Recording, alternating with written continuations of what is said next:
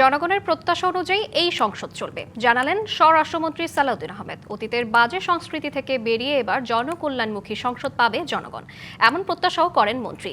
সকালে রাজধানীর গুলশানে এমপিদের প্রশিক্ষণ কর্মশালা থেকে বেরিয়ে এসে তিনি বলেন, বিএনপির নতুন সংসদ সদস্যদের প্রাণবন্ত অংশগ্রহণ এবং প্রাণবন্ত সংসদীয় রাজনীতির মধ্য দিয়ে সংসদীয় কার্যক্রম পরিচালিত করার লক্ষ্যেই এই প্রশিক্ষণ কর্মসূচি। 2 দিনের আয়োজনের আজ শেষ দিন। এছাড়া বিকালের পর্বে কুমিল্লা, সিলেট ও চট্টগ্রাম বিভাগের সংসদ সদস্যরা অংশ নেয়ার মধ্য দিয়ে শেষ হবে 2 দিনব্যাপী এই প্রশিক্ষণ কর্মশালার। তারা যাতে সঠিক ভূমিকা পালন করে এবং পার্লামেন্টারি কালচারটা আমরা যাতে মেনটেন করতে পারি এবং খুব ভালো কালচারের মধ্য দিয়ে অতীতের কিছু ব্যাড কালচারকে আমরা রিমুভ করতে পারি, সেই জন্য আমরা নিজেদের মধ্যে আলাপ আলোচনা করি। এটাকে পির লার্নিং বলে আর কি, নিজেরা আলাপ করি এবং শিখি।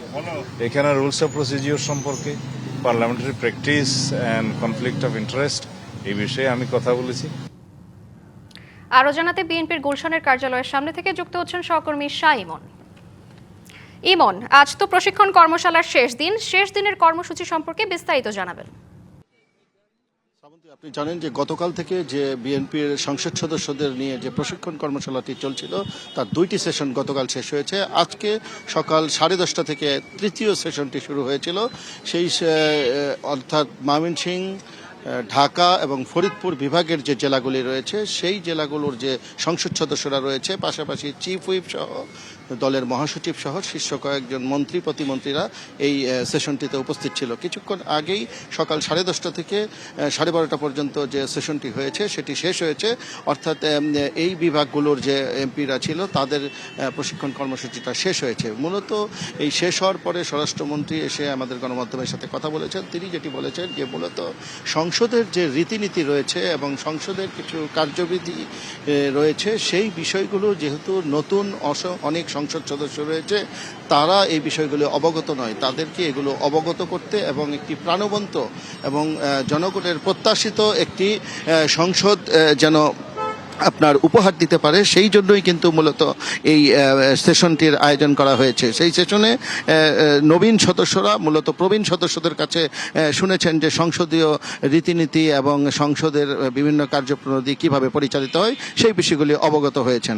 এবং সালাউদ্দিন আহমেদ আরও একটি কথা বলেছেন, সেটি বলেছেন যে এই সংসদটি অর্থাৎ যেখান থেকে দেশের মানুষের কল্যাণে আইন প্রণয়ন করা হবে সেই সংসদের এই সংসদটি যেন জনগণের কল্যাণে এবং প্রাণবন্ত এবং প্রত্যাশিত একটি সংসদ হয়। নগদ নিয়ে এলো হার না মানা হার অফার। সর্বনিম্ন 10,000 টাকা রেমিটেন্স নগদে পাঠালে থাকছে স্বর্ণের হার জেতার সুযোগ। কারণ আমরা পূর্বে দেখেছি যে সংসদের যে নেতিবাচক একটি সংসদ অধিবেশন হতো, সেইখান থেকে বেরিয়ে এসে একটি প্রাণবন্ত সংসদ যেন প্রতিষ্ঠা করা যায়, সেই চেষ্টার জন্যই আসলে মূলত এই সংসদ সদস্যদের প্রশিক্ষণ দেওয়ার কার্যক্রম। এরপরে তথ্য মন্ত্রী জহিরুদ্দিন স্বপন উনিও বেরিয়ে এসে গণমাধ্যমের সাথে কথা বলেছেন। উনিও এই একই কথা বলেছেন। পাশাপাশি উনি আরেকটি বিষয় নিয়ে কথা বলেছেন, সেটি হচ্ছে যে প্রথম অধিবেশনে রাষ্ট্রপতির ভাষণ নিয়ে যে একটি আলোচনা শুরু হয়েছে, তার প্রেক্ষিতে তথ্যমন্ত্রী জহিরুদ্দিন স্বপন বলেছেন যে সংবিধানের নিয়ম অনুযায়ী কিন্তু রাষ্ট্রপতি প্রথম অধিবেশনে ভাষণ দেন এবং সেই নিয়ম অনুযায়ী রাষ্ট্রপতির ভাষণ দেওয়ার জন্য সংসদ আগামী 12 মার্চ সম্পূর্ণভাবে প্রস্তুত রয়েছেন বলে উনি মন্তব্য করেছেন এবং আমাদের জানিয়েছেন।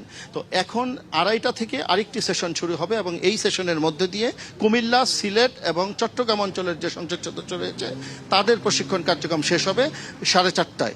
অর্থাৎ এই প্রশিক্ষণ কার্যক্রমের মধ্যে দিয়েই এই 2 দিনের এই প্রশিক্ষণ কর্মসূচি শেষ হবে। আপনাকে ধন্যবাদ।